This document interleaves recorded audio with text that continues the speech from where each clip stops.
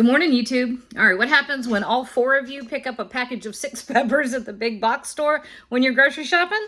Well, you make stuffed peppers, of course. And this is the quickest, easiest way to make an absolutely favorite dish. You're gonna love this one, I promise. All right, let's cook, YouTube. We've got a family to feed. All right, we're making stuffed peppers.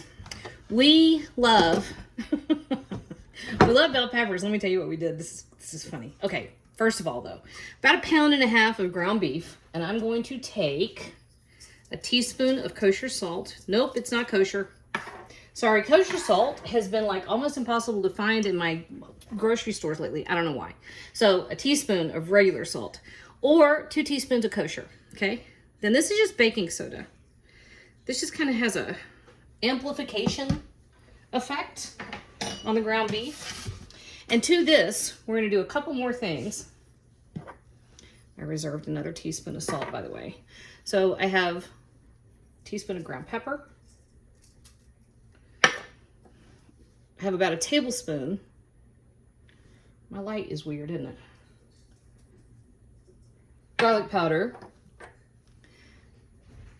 Teaspoon of dried thyme. And if you notice, I'm only using about half of these in the ground beef. Okay, two teaspoons, please, anybody? Dried oregano. All right. So we're gonna let this sit. It's not really a marinade. It kind of does help tenderize the beef a little bit, helps amplify the flavors. And we're just gonna massage it. And then while we're doing a couple other things, you hear that? That's my dog. We're gonna do a couple other things while this just kind of sits and hangs out and does its thing. So we all love peppers, and I go grocery shopping at the big box, the warehouse stores, you know, who are not sponsoring me, so I'm not naming them.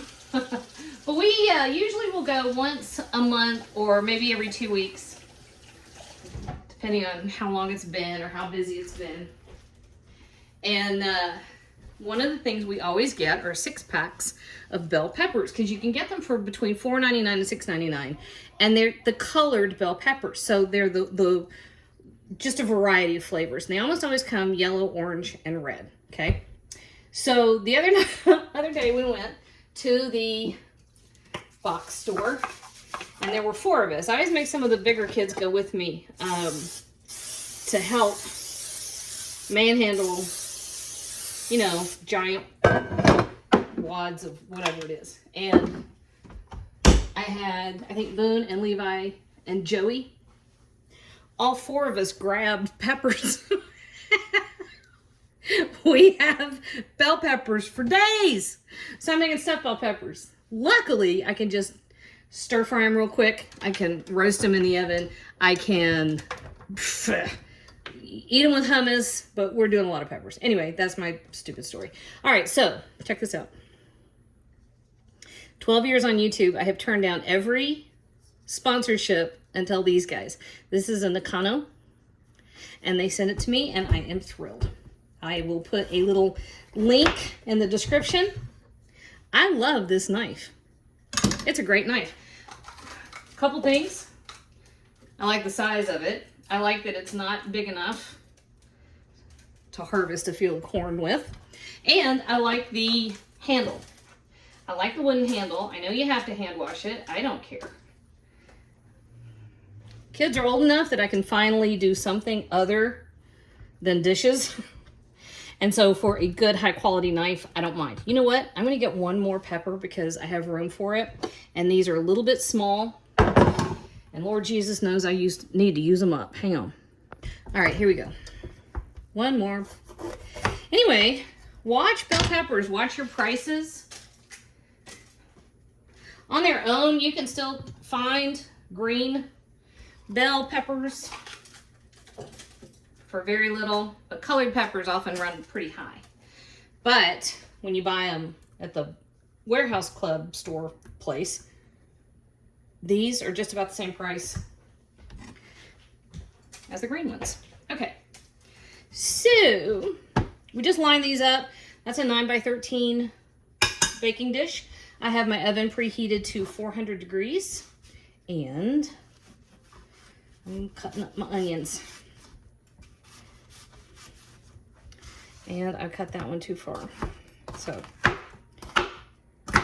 normally I make stuffed peppers when I have been on a marinara kick. I don't do things quite like I used to just because the kids are older. It's a little bit easier, believe it or not. For a very long time, I was like, I don't know what I'm doing ever. Anyway, I don't quite have to bulk out like I'm running a restaurant like I used to. But I do still, when it gets busy, when I'm doing anything with the rentals or when I have a rehab coming or I'm doing a flip or what have you, I do go back to restaurant mode temporarily. And marinara is one of my favorite tricks. I make a huge batch, huge, because you can use it to make tons of stuff. You can use it to make bolognese, and then I use the bolognese to make a lasagna. And then if you buy ground beef in bulk at the warehouse clubs, it is cheaper and it is easier to get super lean ground beef. Like this ground beef, I'm throwing onion. This ground beef is 90-10. That means it's 90% beef, 10% fat. And that ground beef at the grocery store has gotten kind of pricey. And I prefer not to have the fat. And so I either wait until I can go to the warehouse club and I just buy what I want there. You buy it, you can buy it in 10-pound tubes. It looks like a giant roll of sausage. It's called a chub. How do I know that? I don't know. I just do. Sorry, y'all had to hear me slurp. That wasn't cool. All right, so where are we? All right, we're about to go get my big skillet. We're gonna brown a bunch of stuff. Oh, no. Actually, we're gonna mince some onion first. Then we're gonna get the big skillet. Okay, give me a second. All right, we are back. I know that's a lot of garlic. It's probably 6. Can I call it 6 and get away with it since you all obviously can count? Can I do that? All right, so garlic tends to be a little bit sticky and can be a little bit, that's just olive oil, y'all. A touch of salt. Just makes it a little bit easier to mince. So we're mincing garlic. And if you notice, nothing I'm doing actually takes any kind of skill. I know this is a trick that people seem to be impressed with. I don't know why, because there's nothing to it. Anybody can do this. The big trick, see how you're keeping your hand like this? That's it. Keep your fingers out of the way. That's all you got to do. All right, so you can keep going to mince garlic. You can make it as small as you want to. The smaller it is, the sweeter it will be after it's cooked. You've broken down more of the cell walls, releasing more of the sweet flavors. And as usual, I'm being a little bit lazy. All right, so here we are over at this part. This is just gonna take a minute. Let's see. Can y'all see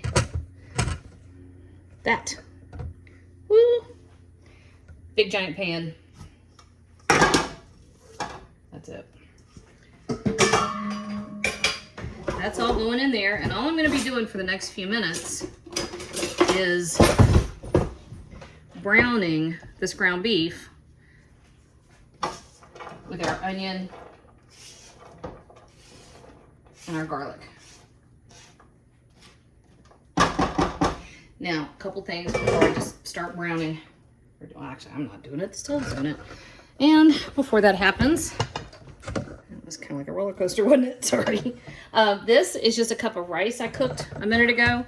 Normally, I just wait until I have tomato sauce and rice, leftover rice. We have a couple different sizes of rice cookers.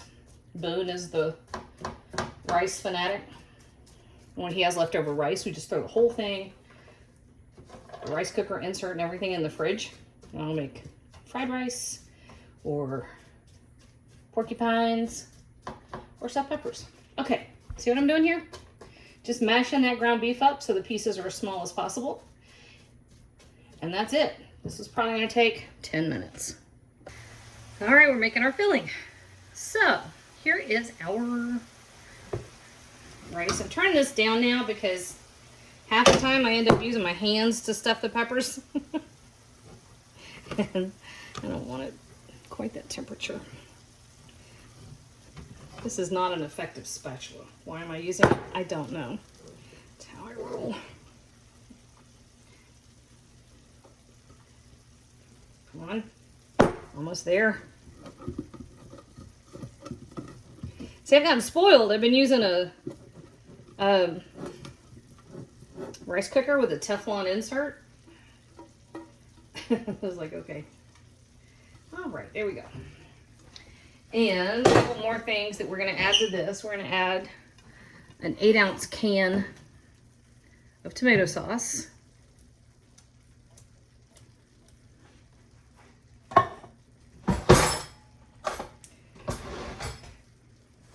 Normally we would use marinara, but I don't have any. And then I'm using a cup of Parmesan cheese that I'm going to shred in there. Now, normally, this is not good Parmesan cheese, but normally I have the really cheap Parmesan cheese. I have no shame in shaker cheese.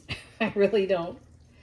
But this Parm is a much larger shred than normal. So if you're using the shaker cheese, you might want to go half a cup just to get kind of the same end result. And then it stirs together. And then we're going to taste it because we have our reserve spices.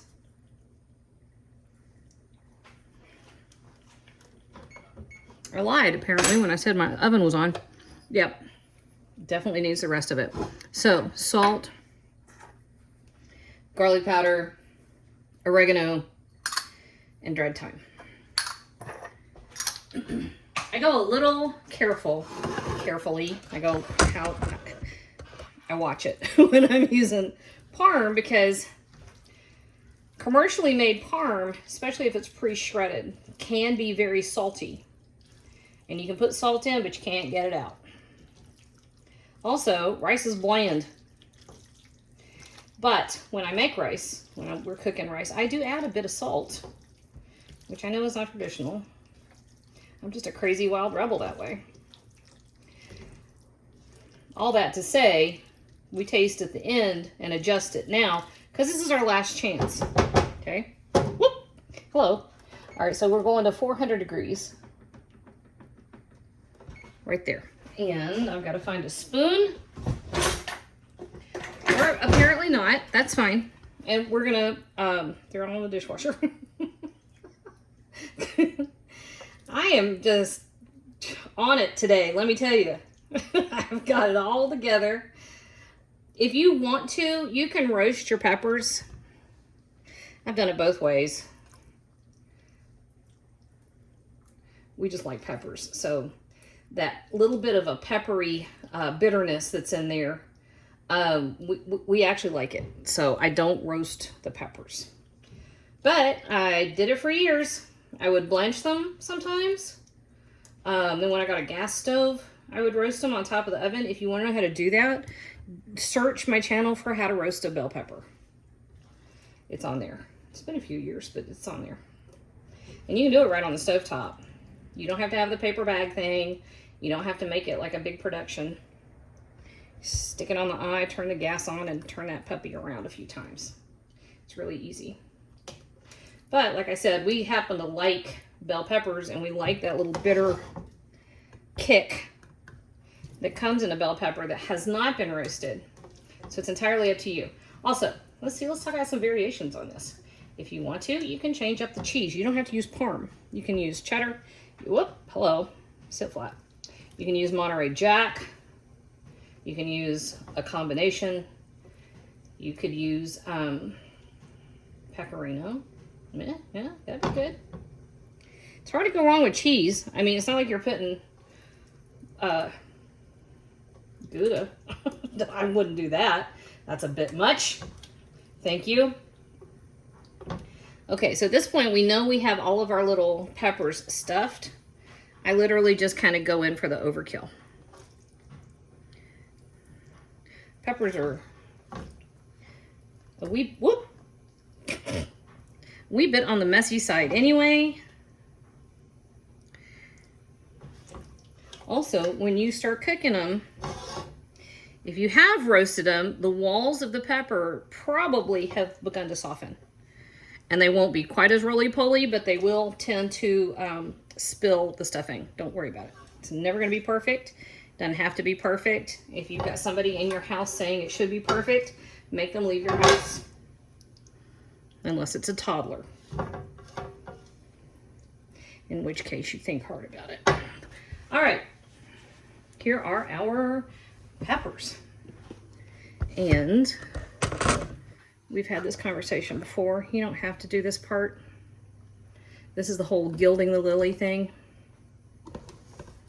It's like minimalism. I'm like, what's the point? Why? Minimalism is like being in jail. You can't have that. I'm a maximalist through and through. Therefore, gilding the lily is right up my alley.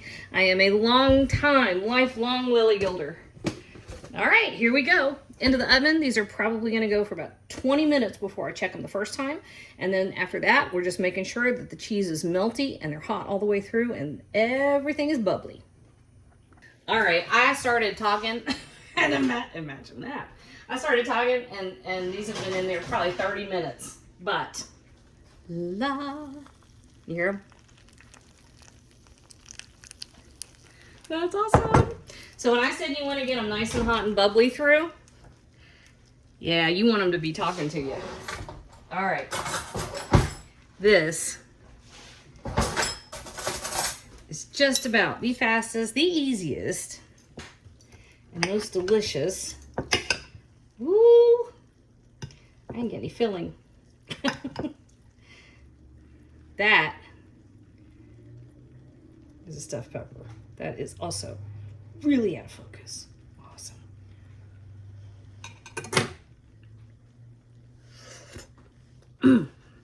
Holy crap. That's really good.